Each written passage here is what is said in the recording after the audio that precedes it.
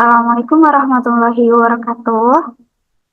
Baik, sebelumnya izin perkenalkan diri, nama saya Rahman Eliana dengan NIM 12245036. Di sini kami dari kelompok 5 praktikum Komstat RC. Nah, sebelum memulainya, di sini praktikum pada modul 5 yaitu tentang pembangkitan bilangan acak, di mana pembangkitan bilangan acak itu merupakan alat yang diperlukan dalam komputasi statistik umumnya untuk simulasi. Nah, bilangan acak yang dibangkitkan ini merupakan persegi random atau ayak semu, tapi sebenarnya ini tuh penguncinya nggak langsung mentah-mentah pengacakan gitu. Tapi bilangan itu yang sifatnya yang acak gitu. Tetapi sebenarnya itu dibangkitin sama fungsi. Nah, apa aja sih yang kita gunain dalam praktikum kali ini sebelum membangkitkan bilangan acak, yaitu kita menggunakan set.sheet.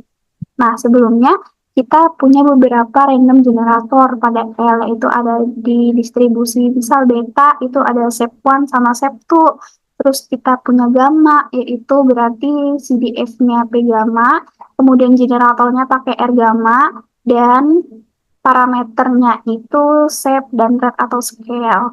Terus misal kita punya nih pembangkit bilangan acak untuk distribusi uniform. Itu kita generatornya adalah runif bacaannya. Nah, parameternya itu min dan max. Kemudian kita langsung aja menggunakan set.sheet. Di sini kita menggunakan set.sheet sama dengan dalam kurung 345. Berarti ini nanti kita running. Nah, apa sih gunanya dari set.sheet ini? Set.sheet ini merupakan biar ketika dirandomin dia itu tetap hasilnya tetap ini gitu. Kalau semisalnya kita nggak menggunakan ini, hasilnya pasti bakal tidak. Kita coba. Nah, dia bakal berubah, terus kemudian kita berubah lagi. Berubah kan? Ini satunya 0,66, 0,977. Terus kalau misalnya kita rubah lagi, nah 0,228. Berarti kita akalin pakai set.sheet. Semisal kita mau nah menetapkan set ini bilangannya 100 aja. Jangan banyak. Nah, dia segini, kita running lagi, dia akan tetap hasilnya. Kemudian kita mau menampilkan 5 bilangan acak dari distribusi uniform. Nah, dalam uniform ini berarti kita pakai generator. Generatornya itu yaitu runif di sini. Runif 5, runif 5. Coba kita run di tempat yang lain. Kita run. Nah, 0,53811. Nah, di sini kita running lagi. Karena di sini kita tadi nggak pakai apa? Nggak pakai set. Nggak pakai set, jadi ini bakal berubah-ubah. Berubah set dot sheet dalam kurung 100. Nah, ini kita running lagi coba. Nah, maka hasilnya akan tetap seperti ini. Tapi kalau misalnya nggak pakai dot sheet, ya hasilnya bakal random aja nanti kayak tadi. Kemudian kita running 5, berarti kan kita menghasilkan 5. Gimana kalau kita mau menghasilkan 10? Kita running, hasilnya bakal tetap, tapi dia nambah sampai 10. Gitu. Oke, kemudian kita lanjutin lagi nih. Misal kita mau menghasilkan 5 bilangan acak dari distribusi normal. Nah, distribusi normal itu pembangkitnya apa sih? Berarti generatornya itu yaitu pakai R-norm. Di sini kita coba. Nah, pertama itu kita seperti biasa menginisiasikan di mana normal number. Ini bisa juga pakai sama dengan bisa R-norm, kemudian nah running, atau bisa juga menggunakan kode, kita panggil aja ini. Nah, udah kita running. Ya, hasilnya bakal beda karena kita tadi apa? Nggak pakai sheet. Kita gunakan set dot sheet agar tidak berubah 10 saja. Nah, toh, seperti itu.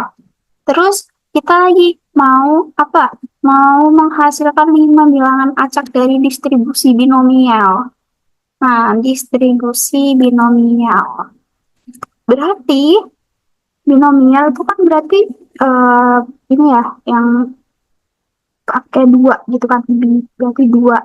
Di mana generatornya itu berarti R binom, kemudian berarti parameternya dia ada dua pasti kan, ada size sama probabilitasnya.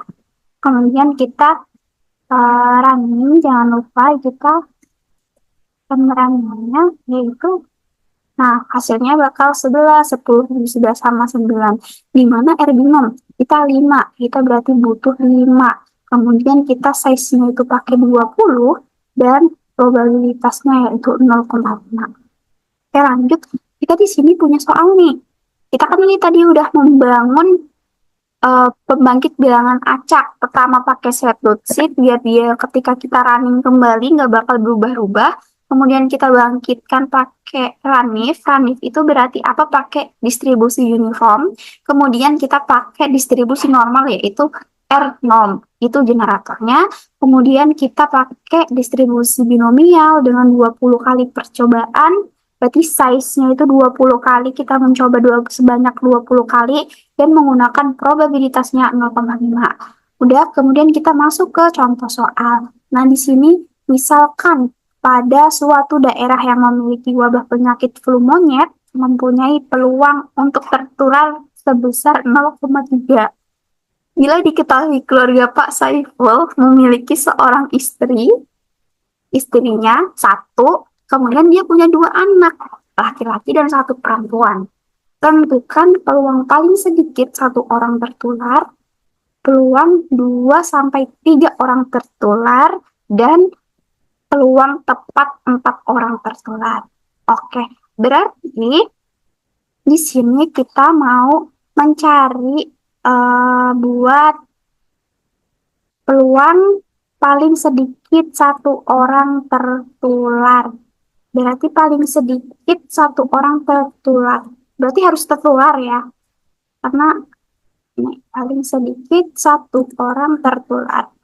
Nah, oke, kita lanjut. Gimana caranya? Yaitu kita pakai P binom. P binom berarti distribusi apa? Binomial. Karena dia dua. Nah, udah.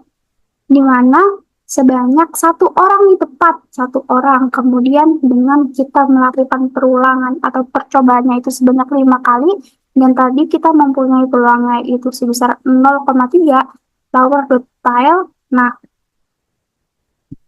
nanti kita tinggal running, yaitu hasilnya 0,47178. Dimana kalau misalnya kita jangan lupa pakai set dot sheet karena kan ini random generator ya, 100. Kita running dulu, tetap segitu, tetap segitu. Gimana sih kalau misalnya ini kita ganti tuh, tuh. Dia hasil segini. Berarti kalau dijumlahin tadi kan, itu hasilnya nanti peluangnya sama.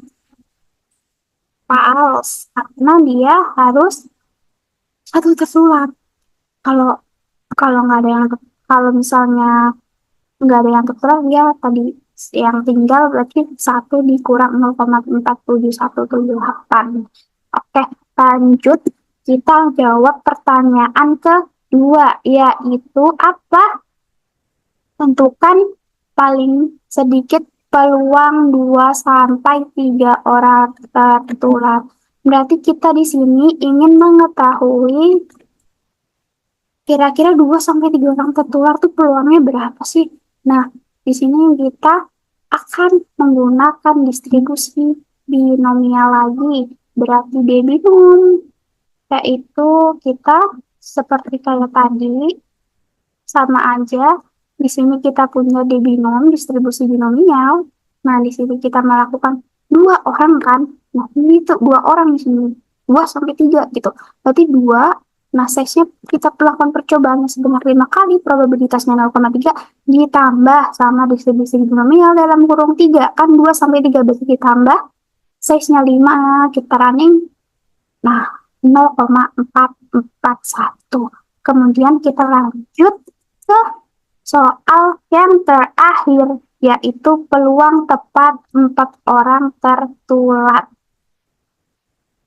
Empat orang tertular, berarti di sini kita mau tahu nih peluang kira-kira 4 orang tertular itu peluangnya ada berapa. Yaitu kita sama aja binom dalam kurung panggil berarti 4 koma size-nya kita lakukan percobaannya yaitu sebanyak 5, kemudian probabilitasnya kita punya 0,3. Kemudian kita langsung saja running. Nah, hasilnya berarti 0,0283. Mana sih kalau semisal kita mengambil size-nya itu 20 gitu. Soalnya kebanyakan hasilnya segini kan. Dia melakukan percobaan itu sebanyak 20 kali. Berarti dia bakal semakin besar. Seperti itu. Oke. Ini merupakan penjelasan dari set.sheet dan penggunaannya, kemudian membangun distribusi yang telah ditetapkan di praktikum kelima. Kemudian selanjutnya akan dijelaskan oleh rekan-rekan saya. Sekian, terima kasih. Perkenalkan, nama saya Rani Puspitasari dari kelompok 5RC. Di sini saya akan menjelaskan kasus kontinu dan kasus diskrit dari metode inverse transform method.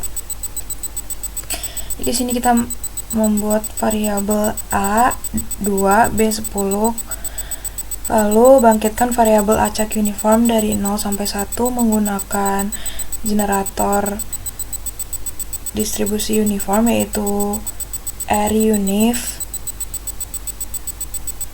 100. Lalu aplikasikan fungsi inverse-nya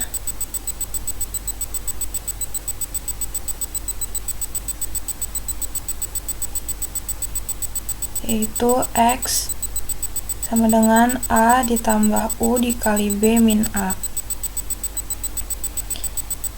Untuk menampilkan histogramnya dari sampel yang dihasilkan, itu kita menggunakan fungsi hist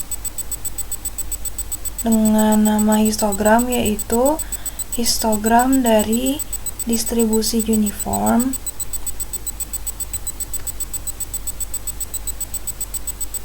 dengan sumbu X yaitu nilai dan warnanya adalah hijau.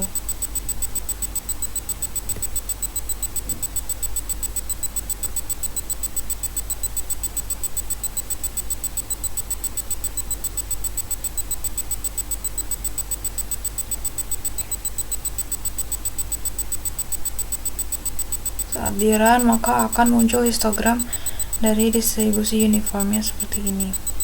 Selanjutnya untuk kasus diskrit, kita gunakan sebanyak 500 sampel. Lalu kita bangkitkan bilangan acak menggunakan distribusi uniform.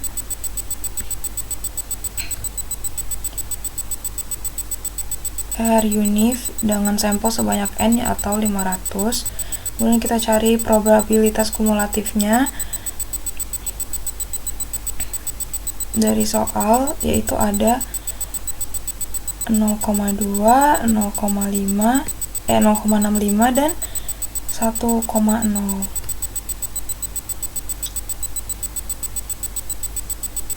Terus nilai diskrit yang sesuai yaitu ada 1, 2, dan 3.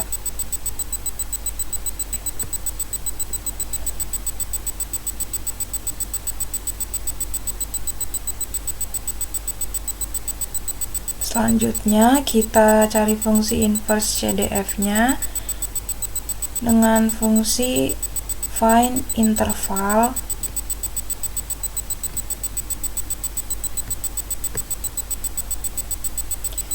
Parameternya ada nilai U, kemudian P, kemudian right mouse close sama dengan true plus 1.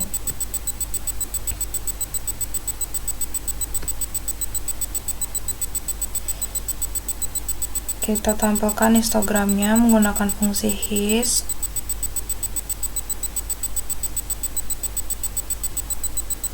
Dari 0,5 sampai 3,5.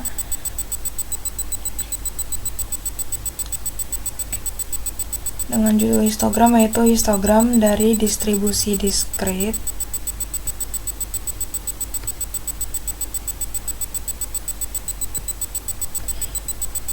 Sumbu X-nya ada nilai dan warnanya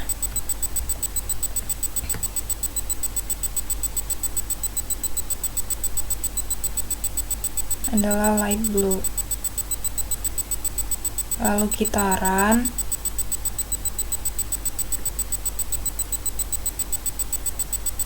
Dan histogramnya akan muncul seperti ini. Sekian dari saya, terima kasih. Perkenalkan, nama saya Raif Muhammad Noval dengan NIM akhir 27. Di sini saya akan melanjutkan penjelasan mengenai pada modul pembangkitan bilangan acak mengenai metode inverse transform. Nah, saya akan melanjutkan pembahasan untuk kasus model.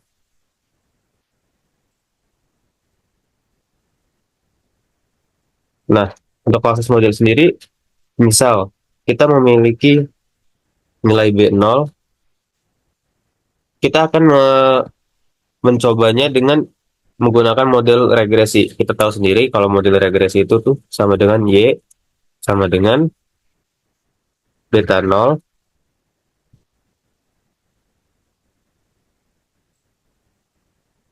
ditambah beta 1 X ditambah epsilon atau error. Nah, jadi kita inisialisasi terlebih dahulu untuk beta 0 yang kita punya. Misal kita memiliki beta 0 sama dengan 0,81 dan beta 1 yang kita miliki itu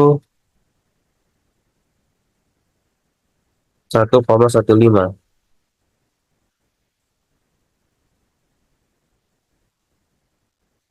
Selanjutnya kita buat variabel untuk menyimpan beta duga kita atau b topi. Jadi kita buat juga B0 topi, kita isi dengan 0 atau buat menyimpan aja, jadi kita masih isi file isi datanya masih kosong. Berikut kita juga buat untuk B1-nya, B1 topinya. Kita isi juga dengan 0.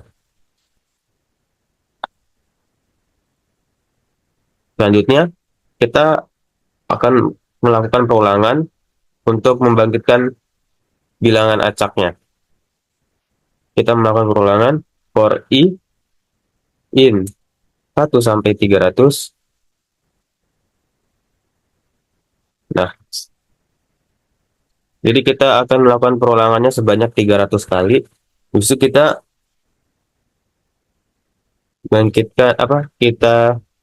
bangkitkan nilai epsilon berdasarkan distribusi normal atau menggunakan fungsi R0.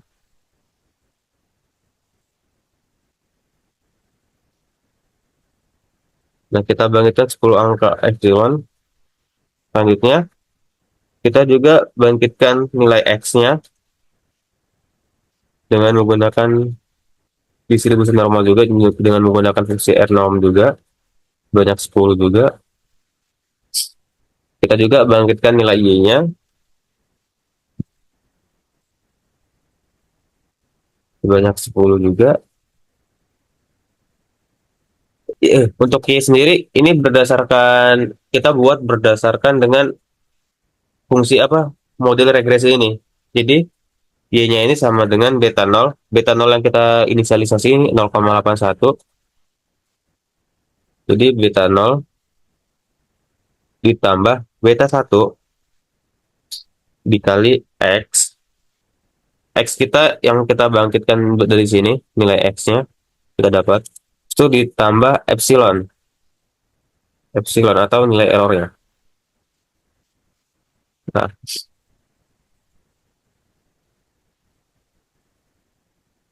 selanjutnya kita buat fungsi objek yang mendefinisikan buat untuk membuat model linear, regresi linear dengan menggunakan LM, linear model, Y, dan X. Jadi kita membuat model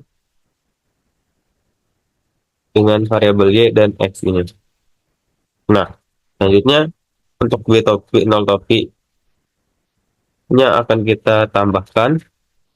Kan jadi awalnya B 0 topi sudah kita inisialisasi dengan variabel, dengan data-data nol atau data kosong gitu Mas Ian. Jadi kita tambahkan B topinya, B 0 topi sama sama dengan C. Nah, B 0 topi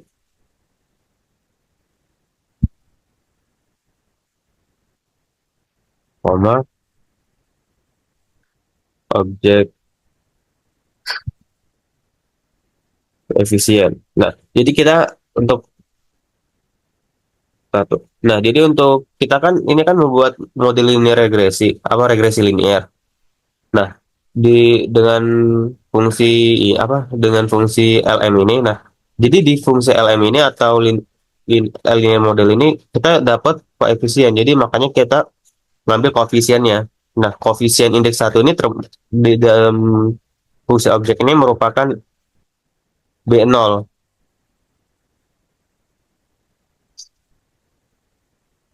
Nah, selanjutnya kita juga ambil nilai B1-nya. Sama aja saya kayak yang di atas. C 0 B1 topinya.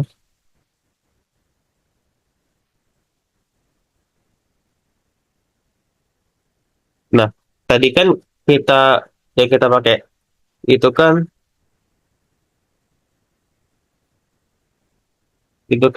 nih ini indeksnya indeks satu. Nah, kalau buat B1 topi ini yang kita pakai jadinya indeks 2. Setelah itu kita inisialisasi lagi buat nampilin hasil dengan hasil sama dengan matriks. Kita buat dalam bentuk matriks biar lebih mudah. Oke, dengan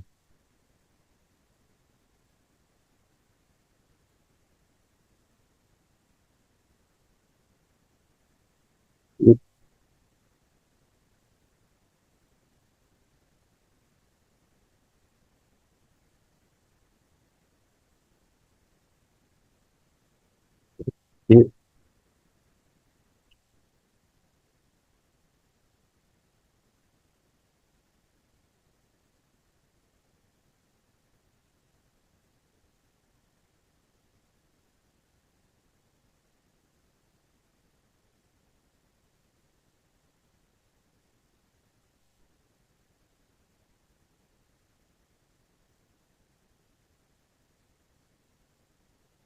Nah, kita buat matriks 2 kali 2.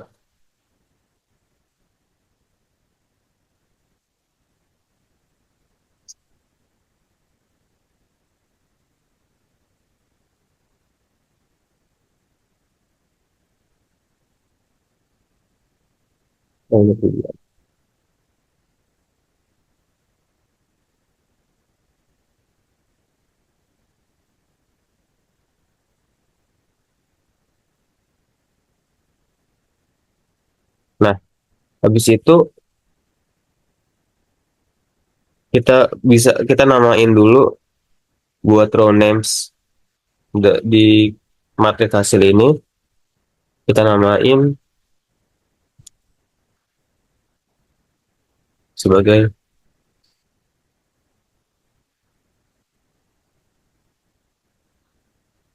mean sama SD standar deviasi.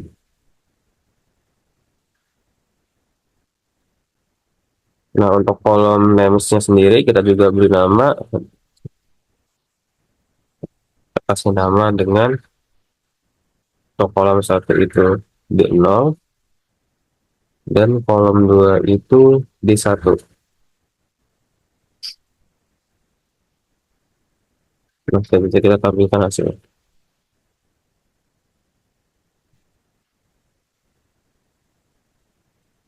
Nah, jadi kita ngambil nilai rata-rata dari B0 sama B0 sama B1 yang udah kita buat ini, yang udah kita bangkitkan berdasarkan dengan yang di apa dengan fungsi linear regresi ini dengan model linear regresi. Nah, kita ambil nilai B0 sama nilai rata-rata sama nilai standar deviasinya. Nih, untuk sebenarnya kalau nilai B0 topnya sendiri itu bakal gini. Tuh, dia nampilin nilai B0, nilai intercept kalau sebutannya kalau buat B0, dari intercept dari model yang kita punya, semua interceptnya. Nah, kita ngambil rata-ratanya aja. Kan ini kan kita generate random.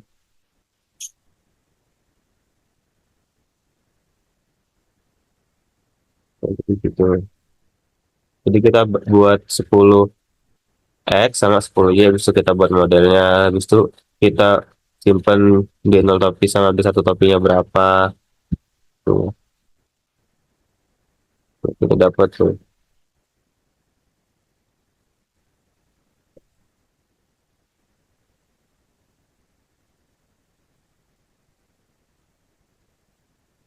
Nah, data yang kita generate ini kan nih, kita tadi generate-nya 300 tuh. Jadi kita dapat nilai B0 topnya itu sebanyak 300. Nih, kita kan makanya kita perulangannya sampai 300.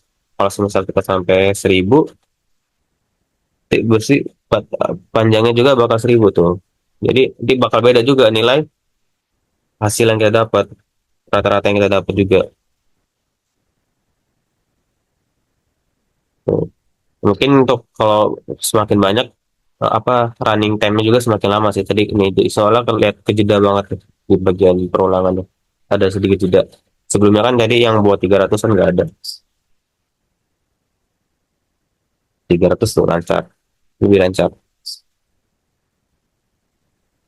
Sebenarnya untuk perulangan ini juga kita juga bisa pakai fungsi set yang seperti yang dijelaskan di awal tadi biar nyimpan nilai ulangannya.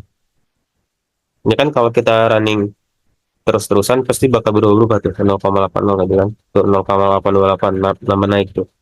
Kita juga bisa set shiftnya, misalnya set shift 42 gitu. Tuh, 0,8064 tuh. Jadi bakal tetap ada kan. Jadi kalau misalnya tadi yang 1000 dia rata-ratanya jadi 0,817 lebih kecil gitu.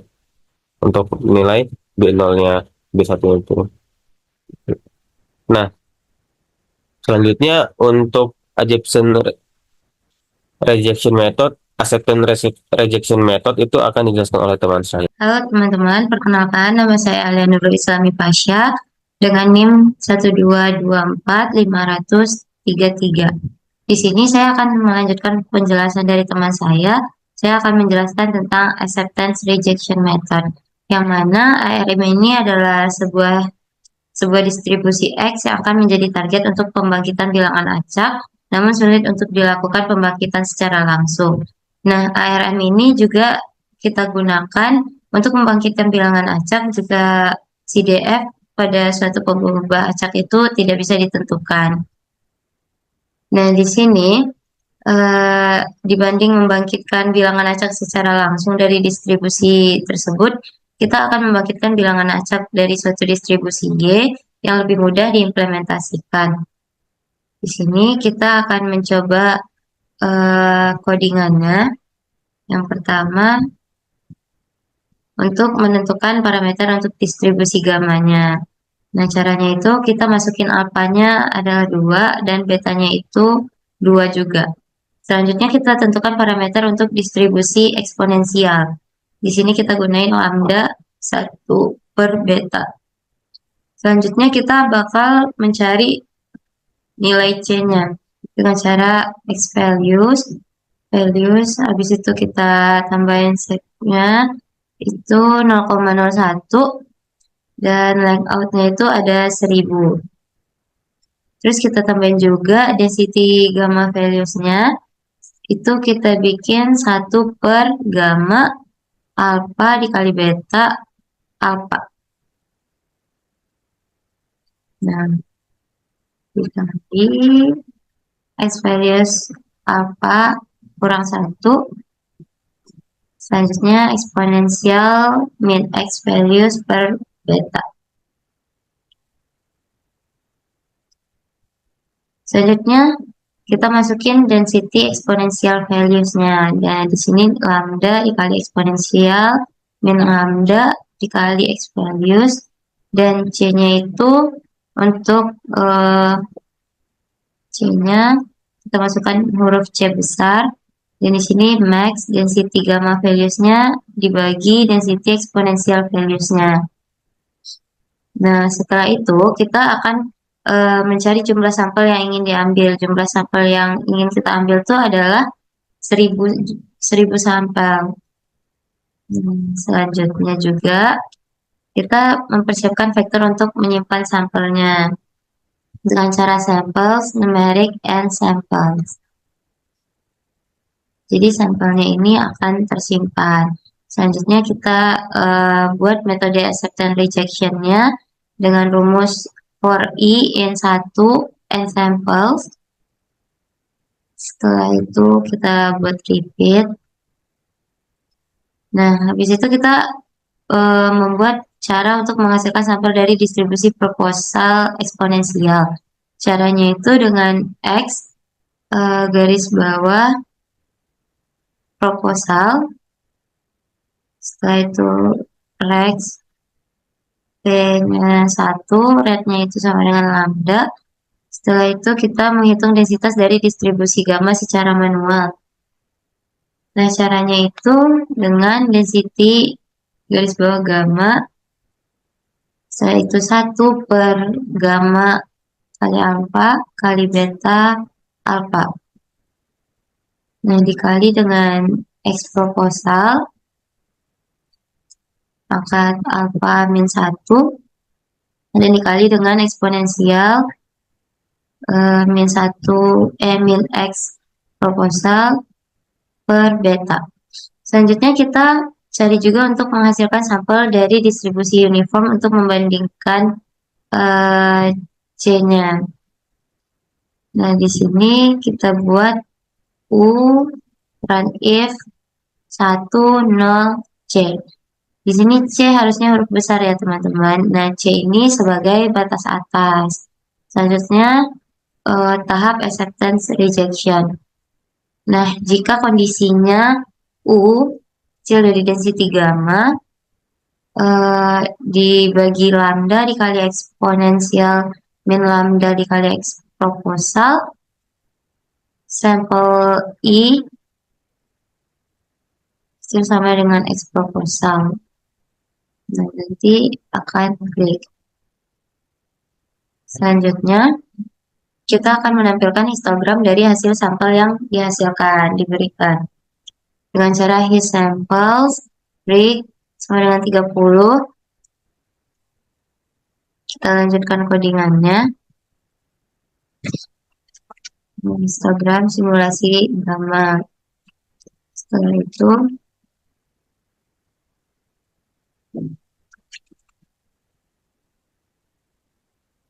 nah kita run. Nah, maka histogram ini menunjukkan distribusi sampel simulasi dari distribusi gamma. Yang mana di sini bisa kita lihat mayoritas nilainya itu terkonsentrasi di area nilai yang lebih rendah. Baik, sekian penjelasan dari saya. Selanjutnya akan dilanjutkan oleh teman saya. Terima kasih. Nah, selanjutnya saya akan menjelaskan untuk pembagian bilangan acak dengan metode direct transformation.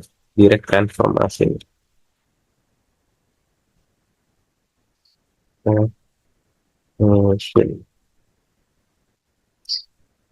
Jadi untuk direct transformation sendiri ini sebenarnya teknik untuk menghasilkan sampel dari distribusi probabilitas tertentu menggunakan transformasi langsung dari distribusi yang lebih sederhana atau lebih mudah dibaca. Misal kalau dari distribusi gamma kita ke buat ke pakai generate-nya pakai distribusi uniform gitu. Jadi kita pakai metode yang apa distribusi yang lebih mudah dipakai gitu. Atau misal kita dari distribusi uniform kita ingin transformasi ke distribusi eksponensial gitu juga bisa. Nah, pada kasus ini kita akan mentransformasi distribusi uniform ke distribusi eksponensial. Jadi kan distribusi eksponensial itu kan punya parameter lambda. Nah, fungsi inversi df-nya itu kan sama dengan min df distribusi eksponensial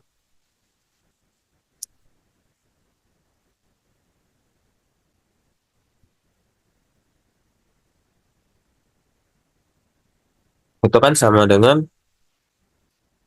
min dan 1 min u per lambda. Nah, jadi kita untuk buat direct transformation sendiri ini kita awalnya bisa menginisialisasi nilai lambda yang kita punya.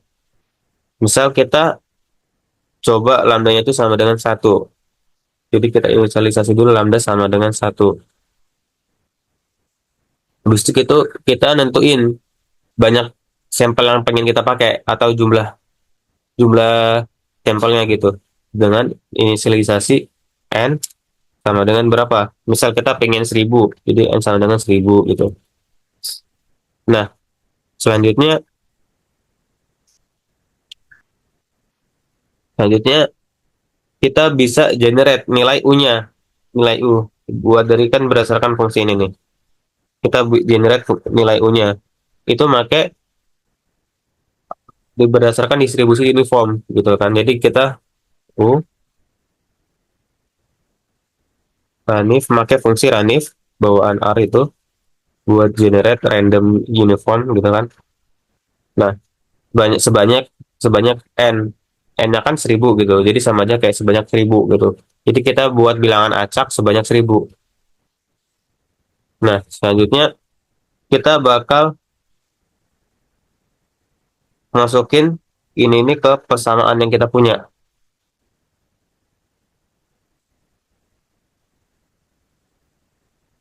Jadi kita masukin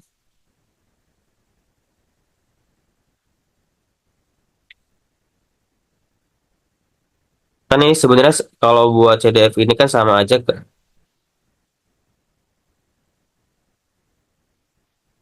apa karena CDF ini kan sebenarnya apa 1 min U sama aja distribusinya sama dengan U gitu. Jadi kita pakai nanti itu bakal pakai F inverse-nya ini itu sama aja yang kita pakai nanti itu jadinya bakal U gini aja.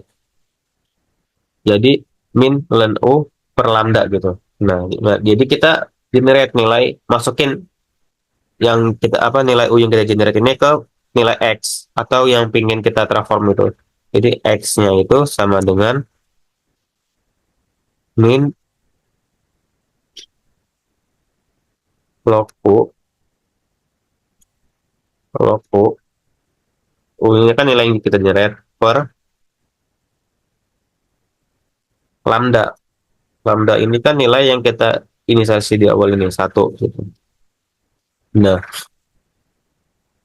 itu kita bisa nampilin histogram biar kita bisa tahu gitu kayak gimana sih persebaran datanya atau distribusi dari data eksponensial ini. Nah, jadi kita nampilin histogramnya.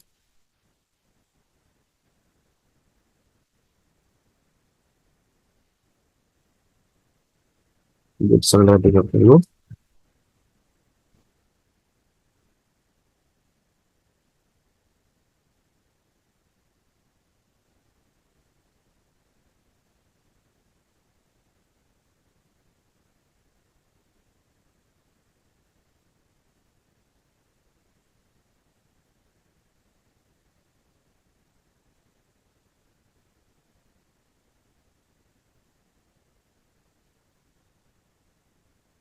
Nah,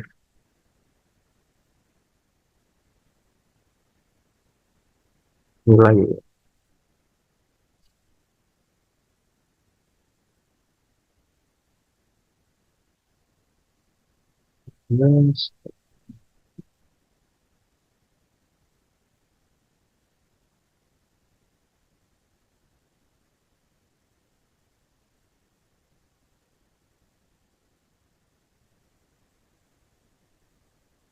Nah, kita running kodenya. Nah, jadi kan ini sebarannya kita bisa ngeliat tuh. Buat yang nilainya 0 itu ada berapa banyak tuh. Ini yang nilainya ini udah pada 0 segini, yang 5 itu ada berapa gitu. Jadi kita bisa ngeliat kalau sebaran datanya ini lebih banyak di bawah 5 gitu.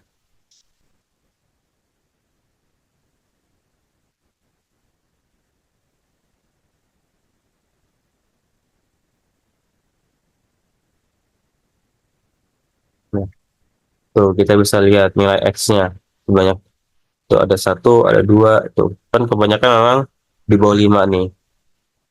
Yang nilainya di atas 5 sedikit lah. Ini aja nih di bawah 5 semua tuh nilainya.